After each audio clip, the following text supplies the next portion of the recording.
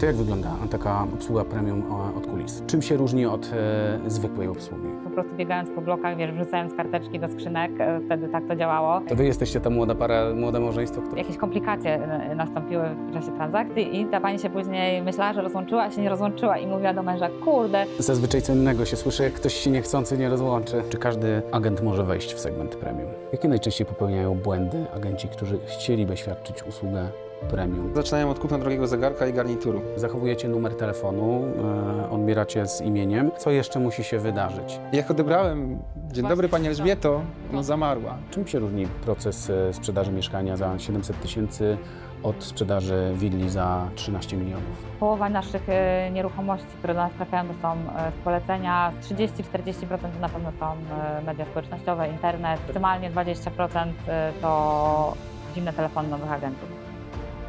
Dzień dobry widzowie, z nami dziś Agnieszka i Dawid Głowaccy z biura Adwestor Premium House. Cześć Wam. Cześć. Którzy pokażą nam dzisiaj, że agentem premium nie da się zostać, przynajmniej tak od razu, że jest to pewien proces i przez który nas dzisiaj przeprowadzą. Czy słowo premium w nazwie Waszego biura oznacza, że sprzedajecie same pałace i penthouse'y? Nie. Premium w nazwie naszego biura oznacza przede wszystkim jakość obsługi. Czyli taki wysoki standard, opiekę, którą dajemy klientowi przez cały proces sprzedaży, zakupu. Okej, bo właśnie słowo premium jest trochę nadużywane i przypisywane usługom, produktom, nieruchomościom, które nie leżały obok premium. Jak to wygląda w Waszym przypadku? Dlaczego znalazło się to słowo w nazwie Waszego biura? Opowiedzmy o tym właśnie podejściu premium. Wiesz, no jak my zaczynaliśmy tworzyć naszą markę 10 lat temu, to w ogóle nie myśleliśmy nawet o tym, żeby sprzedawać nieruchomości z segmentu premium. Nie było to naszym założeniem, ale wtedy widzieliśmy taką lukę, która była na rynku, jeśli chodzi o obsługę klientów. No i brakowało takiego podejścia w wysokiej jakości i my tak sobie to po prostu wymyśliliśmy, wiesz, to 10 lat temu to jeszcze nie mieliśmy żadnej wiedzy marketingowej ani nic takiego, więc po prostu była to nasza pierwsza myśl, że premium będzie oznaczało jakość naszej pracy, to co oferujemy naszym klientom, jak się nimi opiekujemy i tym tropem podążaliśmy, później z czasem też ten rynek premium do nas dotarł. Okej, to jak wygląda taka obsługa premium od kulis? Czym się różni od zwykłej obsługi? Słuchaj, kiedyś tak naprawdę nie trzeba było wiele, żeby się wyróżnić, bo wystarczyło być słownym, punktualnym, odbierać telefony, odpowiadać na wiadomości, oddzwaniać i to ludzie doceniali. I tu zauważyliśmy, że jakby tutaj jest w ogóle duża nisza, co jest absurdem. Ja przyznaję, że to jest absolutny absurd, jeżeli chodzi o naszą branżę. Dzisiaj jest o wiele lepiej, jakby umówmy się, ta branża się bardzo mocno profesjonalizuje, ale kiedyś właśnie zauważyliśmy tą lukę i stwierdziliśmy, że my chcemy pracować tak, jakbyśmy sami chcieli być obsługiwani, że chcemy dawać naprawdę tę wysoką jakość, taki wysoki serwis, żeby ci klienci do nas wracali, bo zauważyliśmy, że po krótkim czasie w branży nieruchomości ci klienci zaczynali to doceniać, wracać do nas, polecać nas i mówimy, kurczę, Aga mówi, Dawid, to jest ten kierunek, w którym chcemy iść. W poprzednim odcinku rozmawialiśmy, że z poleceń macie nawet 50% ruchu, ofert. Z tamtych czasów wracają do nas jeszcze klienci do dziś. To są klienci, którzy... Mamy całe rodziny tak naprawdę, nie? Kilka już osób z rodziny, osób, które właśnie dotarły do nas. Wiesz, jak dzwoni ktoś do mnie, kto 8-10 lat temu, kogo obsługiwam, ja odbieram z imienia. Dzień dobry, Pani Agato. Boże, Panie Dawidzie, Pan mnie pamięta. Ja mówię, nawet w tym tygodniu mieliśmy taką sytuację, jak kiedyś pozyskaliśmy do sprzedaży w naszym naprawdę pierwszym roku naszej pracy mieszkanie. Jak je pozyskaliśmy? Po prostu biegając po blokach, wiesz, wrzucając karteczki do skrzynek. Wtedy tak to działało. To Wy jesteście ta młoda para, młode małżeństwo, które szuka na tym kiedyś osiedlu. jakby to już było późniejszy patent, ale my jakby też rzucaliśmy, że tutaj szukam mieszkania na sprzedaż i tak dalej. No i właśnie ta klientka zadzwoniła, której właśnie pozyskując w ten sposób mieszkanie sprzedaliśmy. I pomogliśmy jej kupić kolejne. Mogliśmy kupić kolejne, zadzwoniła teraz, że ma kolejną rzecz nieruchomościową, że tak powiem, do opieki. No a to było naprawdę 9 lat temu. Tak, to był pierwszy rok naszej działalności. I jak odebrałem, dzień dobry Pani Elżbieto, ona zamarła. Mieliśmy akurat na głośno mówiącym, bo jechałem wtedy autem i ona zamarła. Boże, Panie Dawidzie, Pan mnie pamięta? Ja mówię, no, pamiętam, doskonale pamiętam. Więc i to jest uważam, że też trochę ta jakość premium. Ostatnio też zadzwonił do nas klient i nasza agentka pojechała na spotkanie i się okazuje, że ten pan w teczce miał jeszcze moją starą wizytówkę z panieńskim nazwiskiem, więc to są klienci, którzy do nas wracają, zobaczcie, po takim czasie. Więc co musiało się wydarzyć w tej naszej obsłudze, że tak to im utkwiło, że zachowali wizytówkę, że zapisali sobie ten numer, że ile razy przecież człowiek zmienia telefon, tak? A jednak ten numer gdzieś tam pozostał i został w pamięci, to być może ci ludzie też nas obserwują, widzą jak się rozwijamy. Dzisiaj, kiedy jakby mają potrzebę nieruchomościową, oni nadal do nas wracają po tylu latach. I to był nasz cel, to było nasze założenie, pracować tak, żeby właśnie te efekty... Tak, i to jeszcze był czas, kiedy powiedzmy mieliśmy fanpage na Facebooku, to jeszcze nie było reklam, nie było tych wszystkich rzeczy, które dzieją się teraz. Instagram jeszcze nie istniał chyba. Jak ta obsługa klienta musiała utkwić w pamięci, skoro ten klient tak... No właśnie, jak musiała utkwić? Co zrobiliście, że utkwiła? Bo już ustaliliśmy, czyli tak, zachowujecie numer telefonu, odbieracie z imieniem. Chciałbym technicznie do tego podejść. Co jeszcze musi się wydarzyć? Jest to przede wszystkim jakby naprawdę robiliśmy i robimy to do dziś z zaangażowaniem, z taką opieką. Nie? Potem jakby wyszło w toku naszego rozwoju, że archetypem naszej marki, o czym nie wiedzieliśmy, jest mędrzec i opiekun, czyli jakby chcemy dawać taką właśnie opiekę z tym klientem przejść, żeby on się czuł zaopiekowany, żeby miał to wsparcie, bo to jest to, co Aga powiedziała w poprzednim odcinku, nie? To jedna z 3 najbardziej stresujących sytuacji w życiu, więc my chcemy, żeby on po prostu wiedział, że w tej stresującej sytuacji on miał partnera, opiekuna, takiego kogoś, kto go przeprowadził, z kim czuł się bezpiecznie i jakby, żeby on dalej powiedział, słuchajcie, jeżeli, nie wiem, na grillu ktoś mówi, mam nieruchomość na sprzedaż, idź do nich i nikogo innego nie szukaj, nie? To był nasz cel i to jest nasz cel do dziś i jakby to się sprawdza. Okej, a jeszcze o te relacje zahaczmy, bo mówiliście też, że i relacje są dość ważne. Jak to budujecie?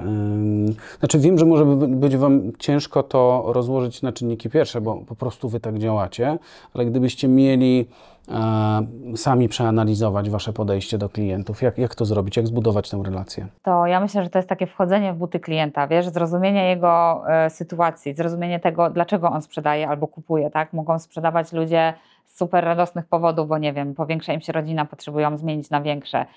Dostali awans, mają możliwość wzięcia większego kredytu, czy mogą po prostu kupić za gotówkę. Coś się pojawiło szczęśliwego w życiu, że polepszają sobie byt, ale też niektórzy ludzie sprzedają, bo nie wiem, rozwodzą się, tak? Ktoś bliski umarł, bo po prostu są problemy finansowe i potrzebują spieniężyć ten majątek, żeby wyjść z długów, tak? Więc są różne sytuacje i myślę, że tą obsługą premium to jest też umiejętność zrozumienia tego i wejście w buty klienta, tego, czego on potrzebuje, co jest jego celem aktualnie.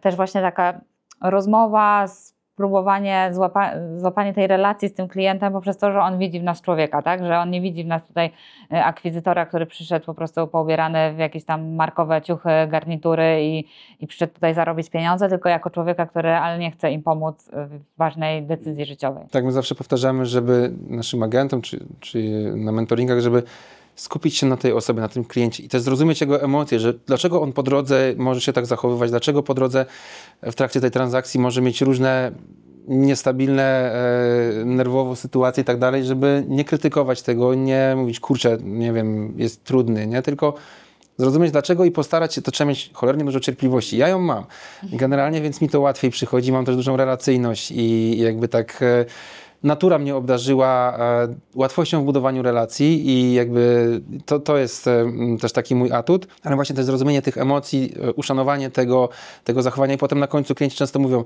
kurczę panie Dawidzie, no byliśmy nieznośni, ale jakby dziękujemy, że pan z nami tą drogę przeszedł i że wykazał się pan jakby tą cierpliwością. Nie? Ale jeszcze też fajna anegdota jest taka, że ostatnio też jechaliśmy autem i klientka, Dawid z nią rozmawiał, miał na głośno mówiący, dlatego też słyszałam tą rozmowę. No i tam jakieś komplikacje nastąpiły w czasie transakcji i ta pani się później myślała, że rozłączyła, a się nie rozłączyła i mówiła do męża, kurde, wiesz co, no, to jest taki człowiek, no on w ogóle nie szuka problemów, on widzi same rozwiązania. I mówimy, wow, nie? I to jest, wiecie, też taka umiejętność słuchania ludzi, tak?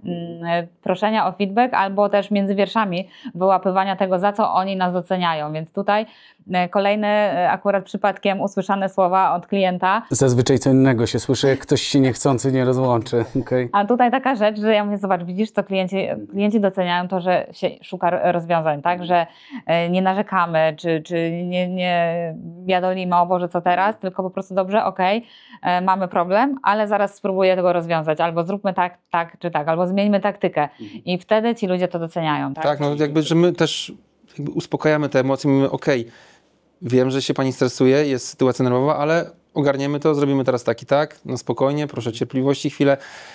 Więc klienci też muszą czuć to, że jakby mają w nas faktyczne wsparcie, a nie tylko, że my robimy tą transakcję, ale oni tak naprawdę zostają z czymś sami. I że panujecie nad procesem całym. Czyli właśnie te kompetencje tego agenta premium to jest też właśnie taka umiejętność wchodzenia w buty klienta, ale też taka umiejętność postawienia się w jego sytuacji, zrozumienia, też odpowiedniej komunikacji z nim, bo czasami pomyślimy sobie, dobra, no jest problem, zaraz to zrobię, ale żeby też jeszcze odpowiednio mu to powiedzieć i ten przekaz zastosować do niego. I też trzeba powiedzieć prawdę, nie? Która może się jakby być dla niego niewygodna. Czasami tak.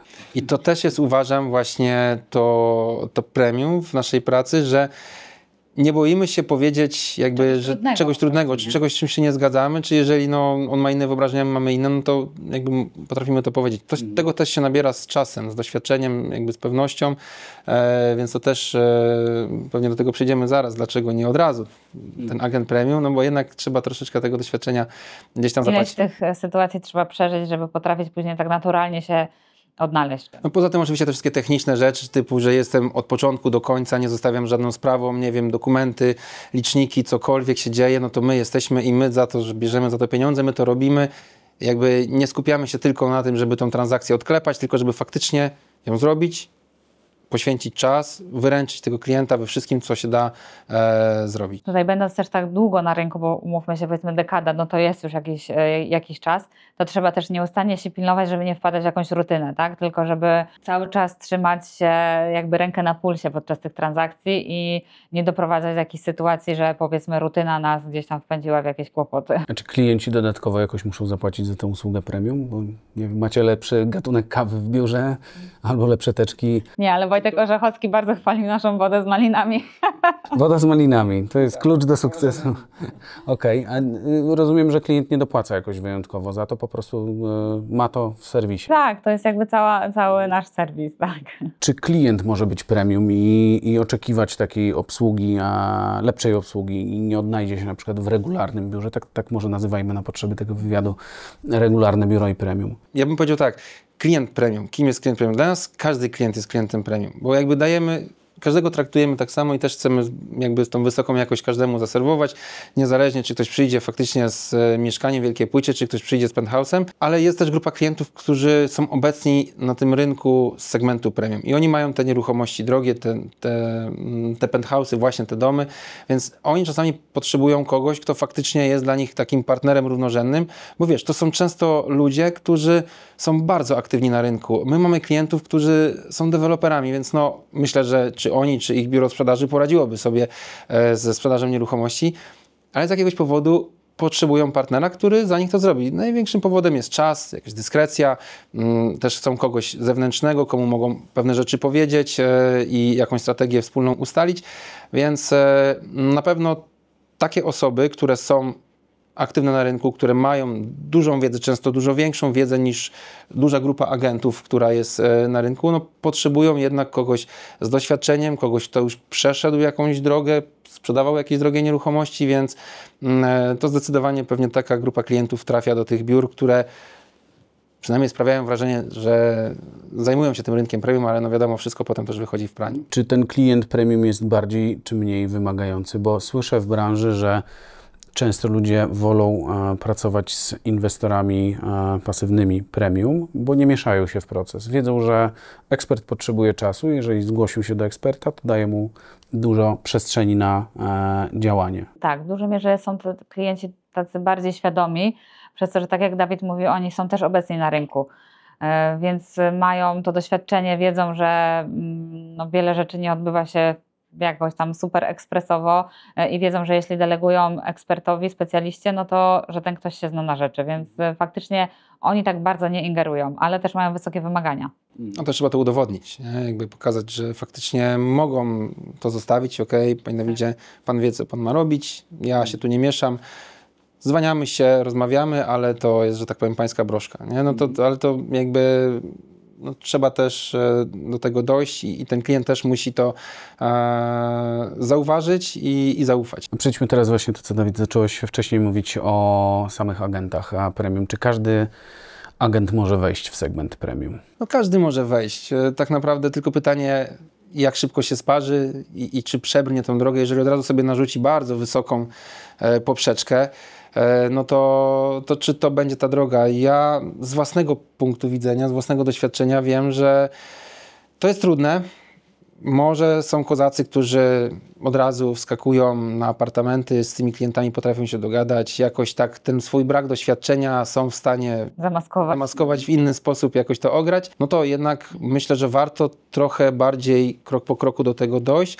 Może w trochę szybszym tempie, nie mówię, że trzeba się zawieszać na kilka lat na rynku popularnym, ale mimo wszystko jakieś doświadczenie zdobyć, też właśnie może skorzystać z jakichś mentoringów, czy zacząć w biurze, które faktycznie na tym rynku działa, ale ja bym rekomendował, żeby ostudzić trochę jakby te swoje takie zapędy i ochotę. Fajnie, że ktoś ma aspiracje, ale uważam, że na początku trzeba mieć też taką wiedzę, żeby iść do takiego klienta, żeby zajmować się sprzedażą. Właśnie, jakimi cechami powinien się wykazać agent, który chciałby świadczyć taką usługę premium? Nie mówimy tu o cenach nieruchomości, tylko o tym podejściu. Reprezentując taką osobę, takiego właściciela, powiedzmy tego penthouse'u, jak to mówisz, no, też rozmawiamy z tym kupującym. Nie? I jakby trochę jesteśmy takim ambasadorem tego sprzedającego, jesteśmy jego wizytówką, no ale ci kupujący to też nie są ludzie z pierwszej łapanki, za przeproszeniem, tylko też są biznesmenami, są na rynku, no jeżeli mają kilkanaście milionów do wydania, no to jakby skądś się wzięli. No i teraz z kolei trzeba być też równorzędnym partnerem do rozmowy z taką osobą, nie? Więc jakby ten klient sprzedający musi przeanalizować to również pod tym kątem, nie? Kto go będzie reprezentował i czy on to dźwignie, czy to dowiezie, czy jakby nie wymięknie gdzieś tam na pewnym etapie. My zawsze mówimy klientom, jak jesteśmy na spotkaniu takim powiedzmy pozyskowym, że wybierając agenta, żeby też wiedzieli, że taka osoba ich reprezentuje i jest takim trochę ich ambasadorem, tak? I świadczy o nich, tak? Jako o partnerze biznesowym, który później będzie w dalszych już krokach z tym klientem kupującym musiał się komunikować poprzez tego agenta. Więc to jest ważne, kogo bierzemy jako swojego reprezentanta. Jakie najczęściej popełniają błędy agenci, którzy chcieliby świadczyć usługę premium, a jeszcze nie mają doświadczenia w tym? Ja myślę, że najczęstszym błędem jest to, że zaczynają od kupna drogiego zegarka i garnituru. I zrobienia sesji, jakby wizerunkowo, to może wszystko wyglądać fajnie, ale jakby to zaplecze, jednak w mojej ocenie to jest najważniejsze, żeby zadbać najpierw o to zaplecze, o ten background, a dopiero potem jakby wyjść z lookiem i z narzędziami. Nie? Myślę, że też błędem jest to, że chcą szybko po prostu do czegoś dojść, a to nie wiem, czy do końca to się sprawdza. Takie mamy instaczasy. Takie mamy instaczasy, są seriale, wiecie, amerykańskie, które pokazują jak... Ale często można się spalić właśnie, można zrobić sobie pierwszą fajną transakcję, ale można się też na niej mocno spalić i przejechać, a pytanie, czy właśnie bycie agentem premium to jest bycie bohaterem jednej transakcji, czy po prostu to ma być coś więcej. Przejdźmy jeszcze do samych nieruchomości premium. Czym się różni proces sprzedaży mieszkania za 700 000 od sprzedaży willi za 13 milionów? Sam proces jakby technicznie wiele się nie różni. Pewnie inne materiały trzeba przygotować, inaczej podejść do tego marketingowo, inaczej pokazać tą nieruchomość, więc pod tym kątem trochę się różni na pewno przygotowaniami i tym, gdzie pozyskujemy klientów, jak do nich docieramy, a technicznie no to... Czyli same rozmiary działań, zakres działań, ale ścieżka jest mniej więcej ta sama? No na pewno też kanały sprzedażowe, często klientom zależy na dużo większej dyskrecji i gdzieś tam, żeby to tak aż nie było tak szeroko publikowane, więc nieraz trzeba właśnie użyć tych swoich kontaktów, tych relacji z innymi agentami, z inwestorami, z pośrednikami tak naprawdę z całej Polski. To jest to, na co też my pracujemy i co budujemy myślę, że w skrócie różni się po prostu tym, jakie narzędzia używamy w danej sytuacji. No i finalnie na pewno też różni się tym, jak wygląda sam proces już potem finalizacji tego, nie? Rozmów, negocjacji, W grę wchodzą często prawnicy, to jest jakby kolejna taka różnica, że gdzieś tam jak są te duże pieniądze, no to każdy z tych klientów chce się zabezpieczyć, co dla nas, dla agentów jest zawsze utrudniające, nie będę czarował, więc... Pośredniczyć między prawnikami. Tak, więc no, to na pewno jest duża różnica, nie? Że jak jest rynek popularny i są ludzie, którzy kupują tak na własne cele mieszkaniowe, bo tam, nie wiem, powiększa się rodzina i tak dalej, no nie są na jakichś takich bardzo wysokich stanowiskach, czy nie są takimi bardzo majętnymi ludźmi, no to też troszeczkę może mają inne podejście, tutaj często charaktery są bardzo takie... Co ci prawnicy chcą tam wpisywać jakieś służebności jeszcze? Nie no, każdy prawnik musi swojemu klientowi pokazać, za co mu płaci. Nie? Więc wiesz, i teraz wtedy zaczyna się przeciąganie, nie? O szczegóły, o różne tam zapiski. Tak, ostatnio uczestniczyłem w rozmowie, znajomy kolega mój serdeczny sprzedawał grunt jakiś, ziemię i właśnie użył tego sformułowania, że no wiesz jak to jest, nasi prawnicy muszą się trochę poprężyć, za to im płacimy, no ale dojdzie do transakcji, tak zapewniał drugą stronę już, tracąc trochę cierpliwość do swojego prawnika. Tak, muszę przyznać rację, że często tak jest. W poprzedniej rozmowie powiedzieliście, jaka jest struktura pozysku tych ofert, ale jakbyśmy jeszcze raz powiedzieli widzom, którzy nie widzieli być może poprzedniego odcinka, jak pozyskujecie oferty, jaki to jest podział procentowy? No myślę, że połowa naszych nieruchomości, które do nas trafiają, to są z polecenia od klientów, których wcześniej obsłużyliśmy, którzy polecili nas swoim znajomym, rodzinie i tak dalej. To myślę, że to będzie około 50%. 30-40% to na pewno są media społecznościowe, internet. Działania takie marketingowe, Maksymalnie internetowe. 20% to zimne telefony nowych agentów, ale to jest naprawdę... Dążymy do tego, żeby 10%. finalnie każdy pracował na poleceniach i na marce osobistej. Nie? Nasze marki osobiste, marka biura, to ma na nas pracować i to te narzędzia, na którymi Agnieszka pracuje od lat, mają przyciągać do nas klientów i ich u nas zatrzymywać. Oczywiście jakby na początku agenci, którzy nie mają tak silnej marki osobistej jeszcze, no muszą zacząć od tej soli pośrednictwa, czyli od wychodzenia do ludzi, od tych zimnych telefonów, ale jakby też jakieś outdoorowe reklamy i tak dalej, ale no finalnie każdy z nich wiemy, że prędzej czy później, mniej więcej po roku, po 2 latach już powinien pracować tylko na poleceniach i na marce osobistej. U Was mniej więcej ścieżka wygląda? Ja myślę też, że tak jak mówię, że połowa z polecenia, to w dużej mierze to też jest tak jakby wspierane tymi działalnościami w mediach społecznościowych, w internecie, bo ktoś komu się nas poleci, no to zawsze ma gdzie nas zweryfikować i sprawdzić, tak? Czyli sobie przejrzy nasze profile w mediach społecznościowych, nasz kanał na YouTubie, stronę i tak się może utwierdzić, więc myślę, że to tak ze sobą dość mocno się rozwiązia. Tak. A co mówicie osobom, jakich rad udzielacie, które chcą zacząć świadczyć usługę premium?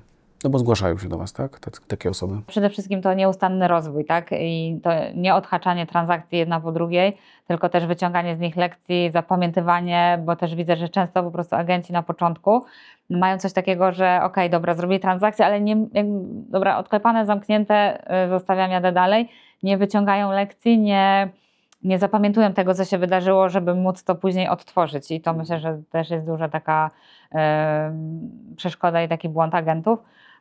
No i myślę, że to po prostu konsekwentnie działania, co rusz to jakieś małe kroki rozwojowe i małe nawyki, które prowadzą naprawdę do dużych efektów, no ale przede wszystkim moim zdaniem tutaj determinacja, konsekwencja i nieustanne działanie. Poza tym, że szkolicie swoich agentów in-house'owo, robicie też szkolenia z takiej obsługi premium na zewnątrz? Tak, mamy takie szkolenie holistyczne, budowanie marki osobistej właśnie w oparciu o taką holistyczną strategię, czyli nie tylko obecność online, ale też w dużej mierze pokazujemy, jak można offline działać, żeby budować te relacje, rozwijać swoją markę osobistą. Mamy też konsultacje, mentoringi, gdzie możemy prowadzić taką osobę zdalnie do tego właśnie, jak pracować tak, aby klienci sami do nas później trafiali i żeby właśnie świadczyć tą usługę takiej wysokiej jakości. Dzięki bardzo za dziś. Dzięki. Dzięki widzowie.